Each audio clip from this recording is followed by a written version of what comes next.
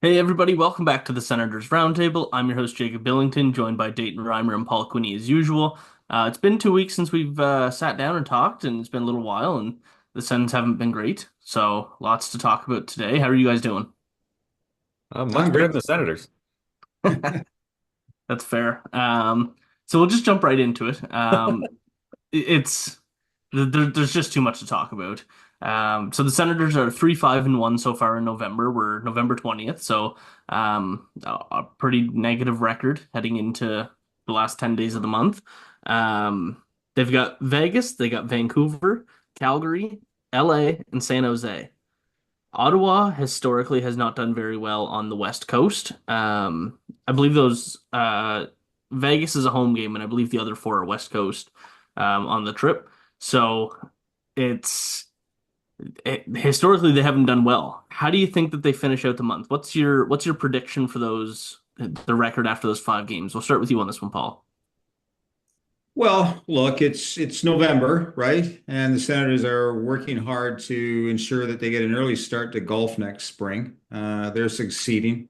I kind of feel like Bill Murray's character in Groundhog Day. It's just the same thing over November after November. Um, the reality is they're just not a very good team. They got a points percentage of .472. And they probably need a points percentage of 600 to win a wild card spot. And if you do the math on that, they need to play from now until the end of the year 636 hockey. I for one don't believe they're a 636 hockey club. To put it into perspective, last year the Florida Panthers, Stanley Cup champions, they were 671 and the Leafs were 621. So, long-winded answer to your question. I don't think they're going to be able to turn it around, especially not facing the teams that they are going to face, Vegas tomorrow night. They're a big, heavy team, and they mean business. So, I would say I'll go out early on a limb. Chances of them making the playoffs this year, not good. There has to be a massive turnaround. Interesting stat I saw the other day was that I'll see if I can get this right. Of the 240 teams to find themselves in a playoff spot at American Thanksgiving, so that's next week, since the 2005-2006 season. So that's going back a considerable period of time. 184 of those 240 teams went on to see the postseason. And so that works out to about a 77% chance. If you're not there at American Thanksgiving, you're not going to get there. The odds say. Counterpoint, Ottawa is only 2 points out with a game in hand on the Islanders for that second wild card spot. There's a lot of teams in the way, and there's a lot of after that second wild card spot, it's not looking great. But Ottawa is only 2 points out of a playoff spot as we record this. So it hasn't been going well. Could have been going a lot worse. And I will correct myself as well. It's actually a home game against Vegas, Vancouver, and Calgary, and then on the road for LA, San Jose. So they have 3 home games and then 2 in California. So Well, Dayton, what are your thoughts on these next 5 games to close out the dreaded month of November? Can Ottawa survive it? I think they can survive, but I don't see them being much more than like a 500 team. Um, I think it's going to be kind of a mixed bag. It's like they've shown flashes of like, yeah, this can be a competitive team, but then they've shown flashes like against the Oilers where it's just nothing, and they haven't gotten over their demons, I think. And these Novembers have killed them for, roughly 7 seasons. And it's looking like it's going to happen again. I don't think it's going to be as bad, but this is proving to be just another kind of, if you want to call it a curse. but let's take a look at who they're up against. Vegas is number one in the Pacific. Vancouver's got the wild card spot in the Western Conference, one of them. Calgary's number two in the Pacific, tied for number two with LA.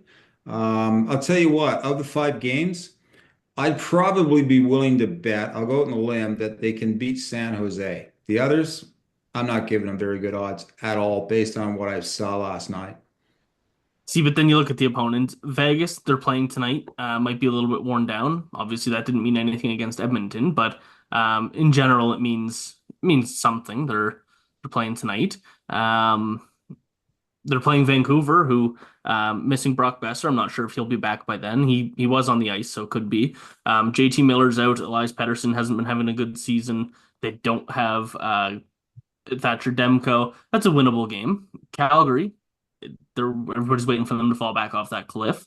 And then LA, we already saw what happened with Ottawa and LA, and we all know what San Jose is. So these are all can be winnable games. There's a storyline that there's a path to victory for each of these games.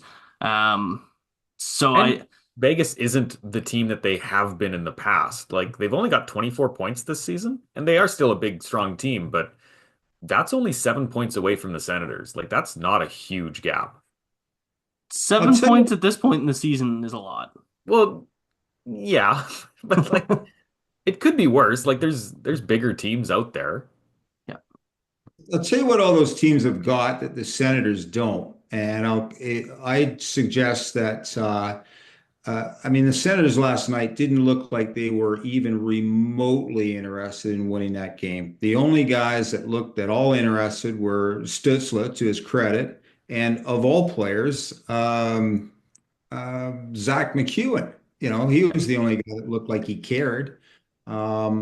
This is and then I was taken aback at Travis Green, his remarks after the game. And it was kind of nonchalant, said, well, I guess we came out flat. But we came out flat in the practice earlier in the hmm day. Like, that is not a team uh, that seems to care. I mean, their season's hanging in the balance here. And I don't see anyone remotely concerned about it if you're judging things by action on the ice and even the reaction on the part of the coaching staff. So Steve Staios actually met with the media today and went through a number of things. So I just have a list of some quotes here, and I just want to get your really quick thoughts on them. So number one, he thinks that the Senators have played better than their record. Paul, do you agree? Well, I wrote an article that says they had been. It was, better. The Sens are better than what the standings say they are. But look, that was last week. So no, I don't agree. Not anymore. Okay, Dayton? I do agree. I think they have been playing better than their record. I think having that Edmonton game in our memory paints a really bad picture. Mhm. But overall, they have been a better team than they have. Like the wins have not come, but they've been a better team than they have been. But Yeah, th this year they're a better team. And then against Carolina, I I, read I your article, hate. Paul. It was a good piece. out of date though now. But you know what the I think the problem with the Senators this year, and it's typical of them in the previous eight, is the games they should win, they're not winning. They dropped an embarrassing game earlier in the season to the Habs. They didn't beat the Flyers. That was a winnable game. For that matter, the Oilers, that was a winnable game last night too. They're no better on paper than what the Senators are. They lost the New York Islanders, the Buffalo Sabres. You lost to the Sabres. I mean, they are just not winning the games that they've got to win. And now they're in a situation where they've got to steal some games from pretty formidable teams. Yeah, and I will go back. One of the games that they lost against the Hurricanes, that was the most frustrating hockey game that I've ever watched in my entire life. I don't know if you've seen the highlights or anything, or if you watched it, but just the penalties that were called on Ottawa were the most ridiculous things I've ever seen. Tim Stützle went to take a shot on a 2-on-1, and he hit who was it? Svechnikov's stick, who was coming in to defend from behind, and it fell out of Svechnikov's hand. He scored, and it was waved off because of interference. Oh, I missed that. Yeah. And then there was Shane Pinto went to go dig at the loose puck, and then the glove went over the puck, and he got a slashing penalty. They scored on both power plays. It was abysmal. And then obviously the penalty kill really hurt Ottawa last night as well against Edmonton. Yeah. I would say that yes, they've been playing a lot better than their record. They're certainly playing a lot better than they have over the last 3, 4 years or 7 years, I guess. So I would say the standings don't show the progress that they've made, but they have made progress. Um, we'll skip ahead a little bit. So one of Steve Staios' comments was, "We have full confidence that Ullmark will get back to full form." Paul, do you agree? Do you think, like, do you still have that confidence in Ullmark? Not based on what I've seen. I mean, he's been awful. This is a guy that's allowed 5 goals in a game 4 times this year on 11 starts. He's not keeping them in games. I had thought, and I think the Senators expected that he would stand on his head and make the spectacular saves that he had to make to keep them in these games. He's not doing that. Why they started him against the Oilers, I have no idea. Not after that loss to the Flyers. Frankly, Forsberg has been better. So, he's not consistent yet. He has a big game against the Leafs. They're planning a Stanley Cup parade here in Ottawa after that win, and then he goes out and uh, bombs against the Flyers and the Oilers. He's got a save percentage now of what, 2.99 goals against or so, sorry, the goals against 2.99, save percentage of 0.884. That's barely NHL caliber. So I don't know what's with him. So what's your But plan moving forward? What would you do? Would you run Forsberg and let Olmark take a break and kind of get the mental just kind of reset himself, or would you let him keep going until he finds his groove? What would your plan be moving forward? if it were me, I'd go to both those goaltenders and tell them there is no starting goaltender in this town. You earn it. The time you get in on the ice, you earn every second of it. And Allmark, you're not cutting it right now. Prove to me that you're a starting goaltender. I think it's tough love that's required here. And Forsberg, you know what? To his credit, I mean, he's been great this year. So I think he deserves for the next few games. Let's see what he's got. And Okay. that'll send a message to Allmark. Okay. Dayton, do you agree? Do you disagree? Do you still have confidence in Olmark? Yeah, no, I think Allmark has proven himself to be a good goalie. I think he has been burned by some really bad bounces. And also, I think this is further proof that it's not the goalie's fault. It's not the goalie's problem. It hasn't been for years, and they keep fixing the goalie. Obviously, that's not the issue. I don't know how much clearer it can be. This is the best goalie they've had since Anderson, like bar none. And all of a sudden, he's having 5 goal against games, and he's putting up barely league, minimum uh, numbers. That's so weird. Cam Talbot did the same thing. Corpus did the same thing. Matt Murray did the same thing. It's been the same thing for years. It's not the Okay. goalie's problem. It's the defense. It's the system. It's everything else around them. It's a mess. So DJ Smith is gone, and now we Yep. have Travis Green. They have two very different systems. The Senators are playing a very different hockey this year. Um, they have new personnel. They have better defensive players this year. Like they brought in Michael Amadio. They brought in David Perron, who hasn't played a ton. They brought in Nick Jensen. So the personnel is changing, the system changes, the goalie changes, and it's still the same. So what's the issue? Well, I was doing a little math just before we started recording here, and I thought I'd compare them to a team that is similarly built and see how it kind of breaks down. So the Panthers are similarly built with the types of players they have to the Senators, I think. I think the Senators are modeling themselves after the Panthers. Yeah. Yeah, they're both trying to get that tough in your face team that's going to be a real pain to play against and score a lot of goals. Yeah. So, um, they're paying for a similar output with their top guys, Barkov, Kachuk, and Reinhart in Florida. Got them 22 goals with about 28 million for that. Ottawa has 25 goals for about 24 million. So their top guys are performing good. That's Stützle, Kachuk, and Norris. Those guys are all making roughly 8 million. Um, and also their depth guys. Their depth guys have been doing pretty solid. Those new guys that come in, Cousins has been solid. Gaudette has been solid.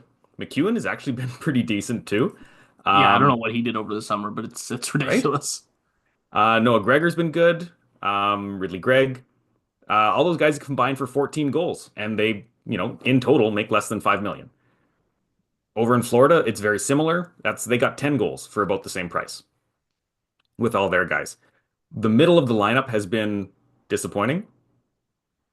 You got Giroux, Batherson, Perron, Pinto, and Amadio combining for over $21 million. They have 17 goals total. The same group in Florida makes under 20 million and has 27 goals. They're not getting enough from their middle of their lineup. I don't think it's fair to clump Batherson into that. He's got 7 goals and 17 points in Yeah, he's 18 carrying games. it. But yes, you're right. Yeah, I was grouping it by like paycheck. Yeah, He's making 4.975, yeah, right? So which is less than Giroux ridiculous. and 2 more goals. Yeah, Defense, you kind of have the same issue. Well, the depth defense is contributing almost nothing. So for less than 4 million, you have 4 goals or 4 points, actually, I think. Where's it goals? I don't know, whatever.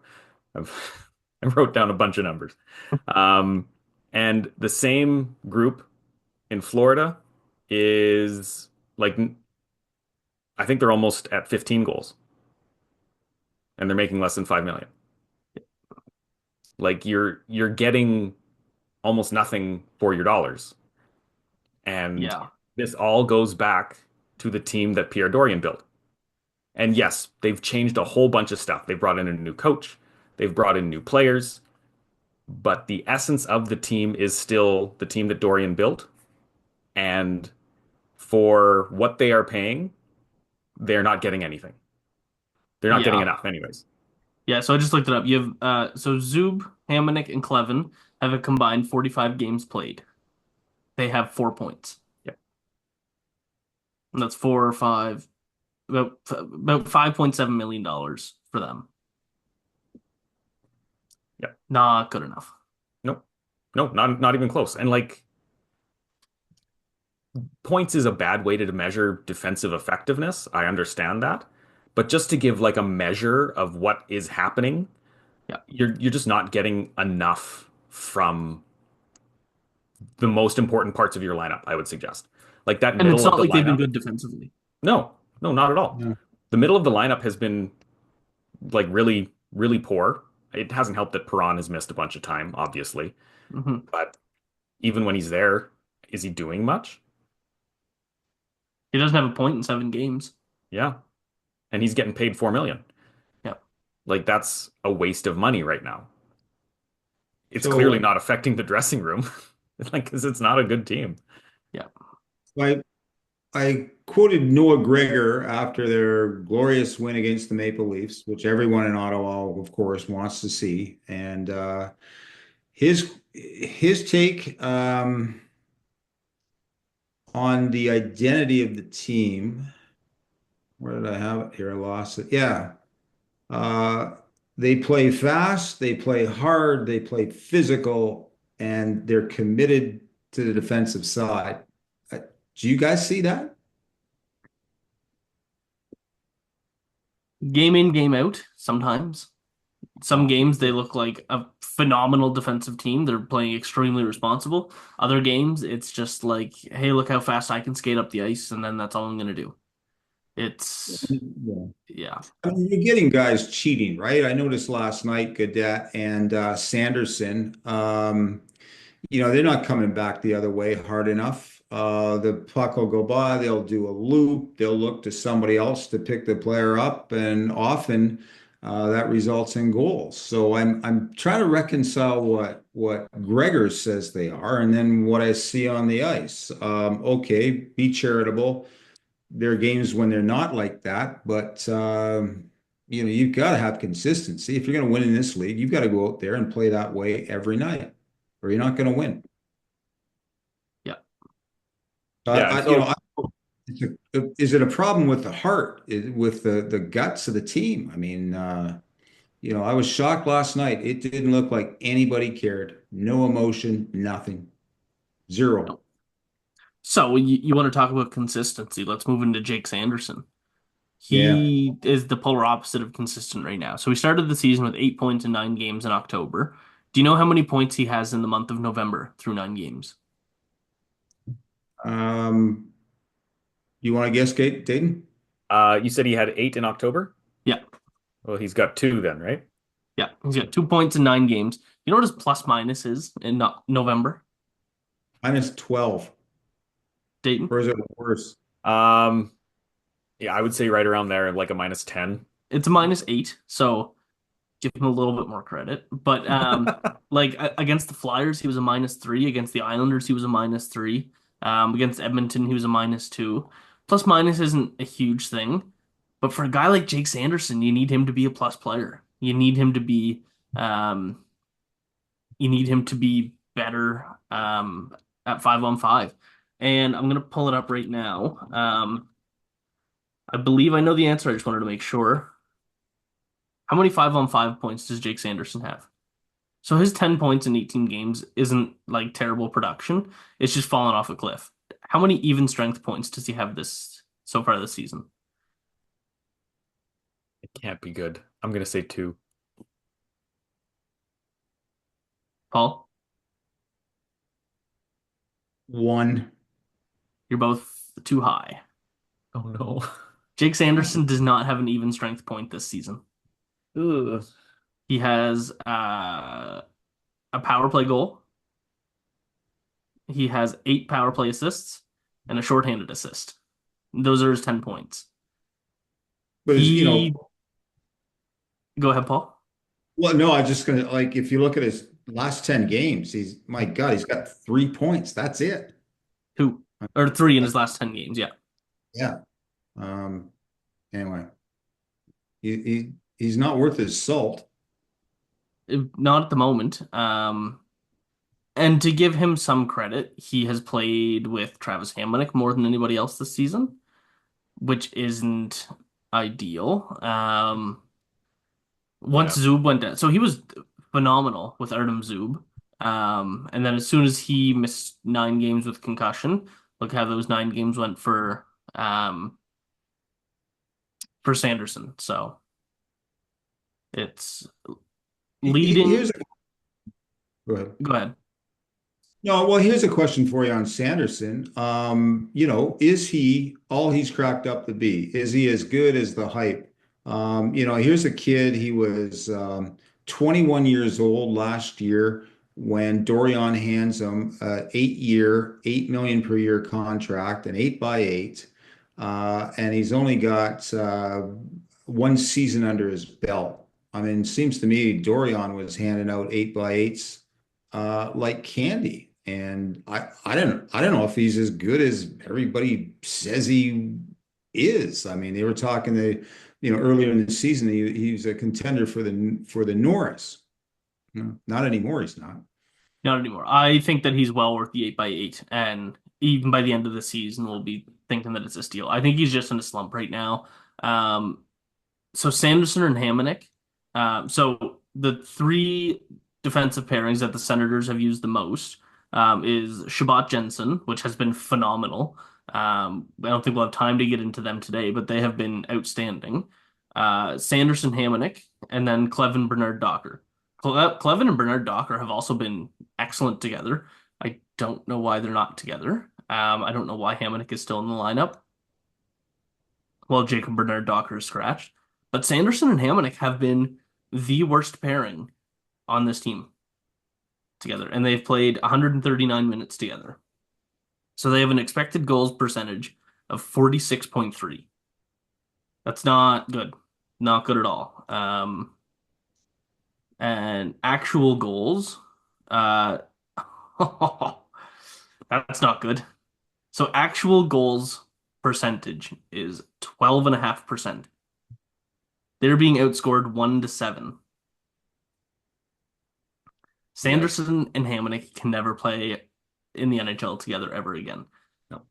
Maybe on the ODR in the spring once they're out of the playoffs and Sandy wants to go hang out with Hamonic and his family.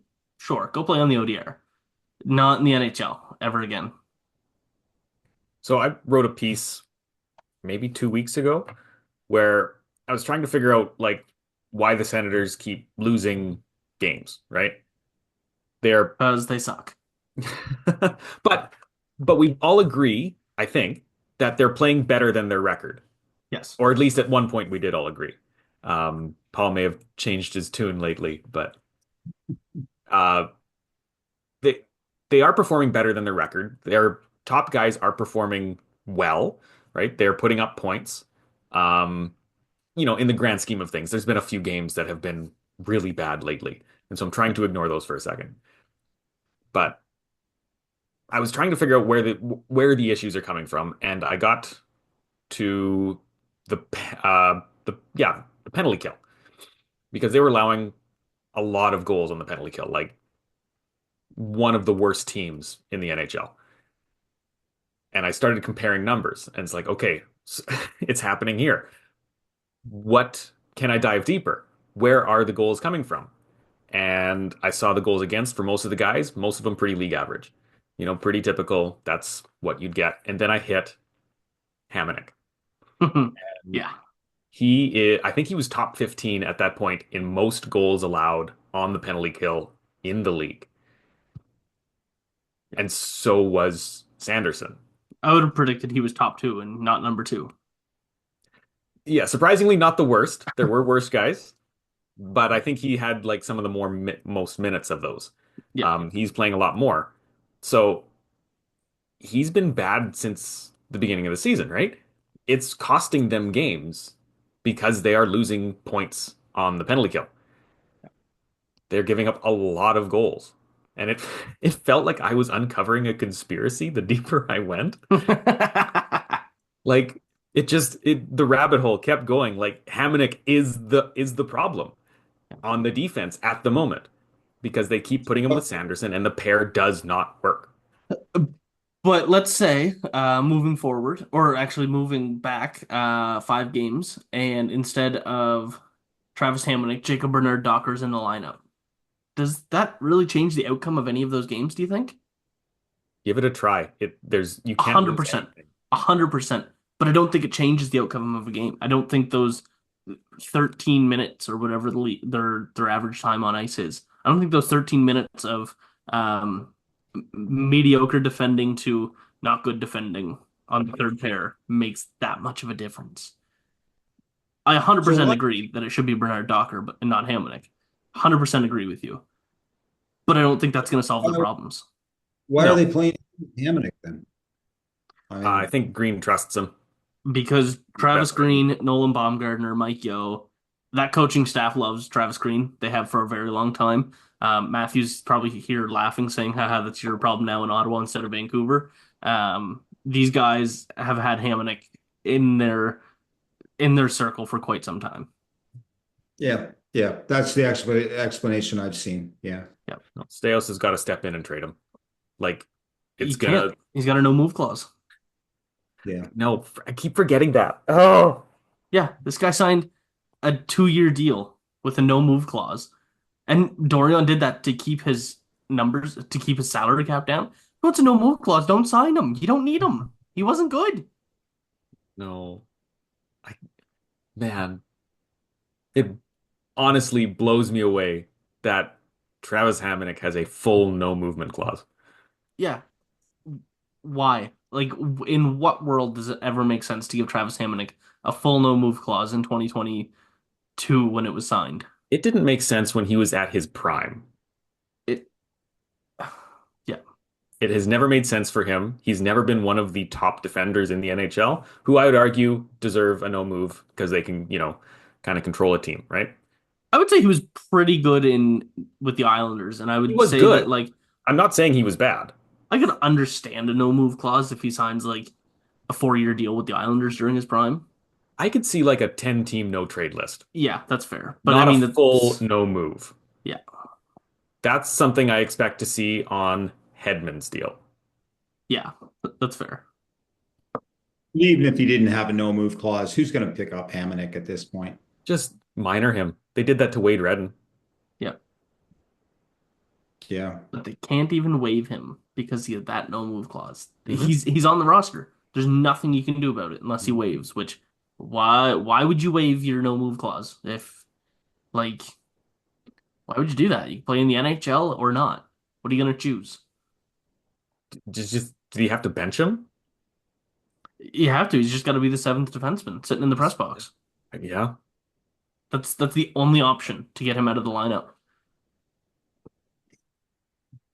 Well, it's all Pierre Dorion's fault. That's the answer for everything. Why are they so bad? Pierre Dorion. But it is though, isn't it? Yeah, It yeah, is. yeah. That's a guy who created a team that cannot win. Hmm. Dumb deals. Yeah. And so I mentioned that, the system is still the problem. Yeah, I shouldn't have said system. I should have said like culture. Yep. The aura of this team has not changed. It is still the team that Dorian built, and they won't get rid of that until they win. And I don't see how they can win while they have that, if that makes sense. Yeah, I'm Yeah. still getting the moral victory vibe coming through. If you listen Mhm. to them in the game, it's, oh, well, we did a lot of things right out there, didn't get the bounces, Yeah, but that's we what they played. have to say. Mhm. That's just like that's you get PR training. That's what you have to say.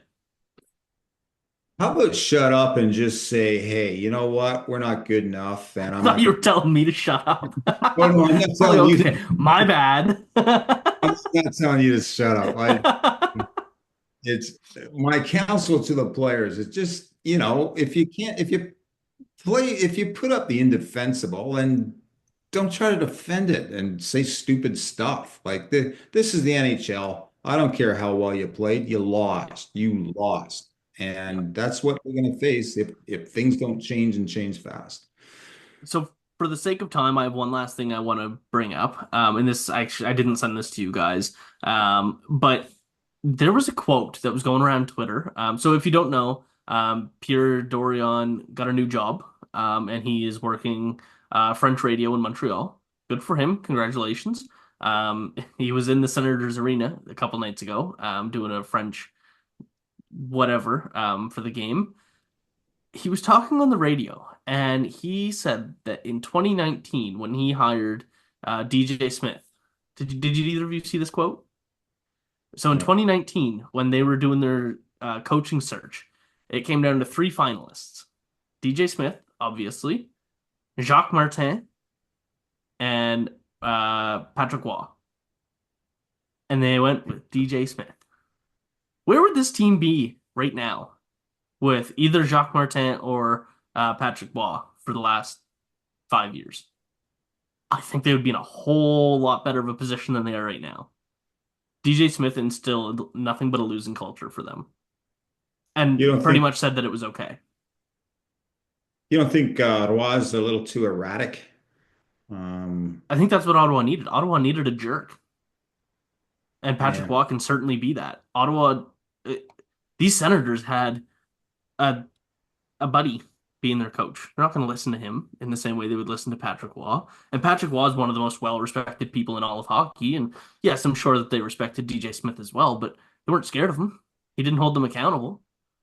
Patrick Waugh and Jacques Martin would certainly do that. They're two, in very different ways. They're two very, very accredited people. Yeah. Yeah. Just, yeah, I'm not non fully convinced Patrick Waugh is a good coach. me either. I agree, but I think he would have been better than DJ Smith.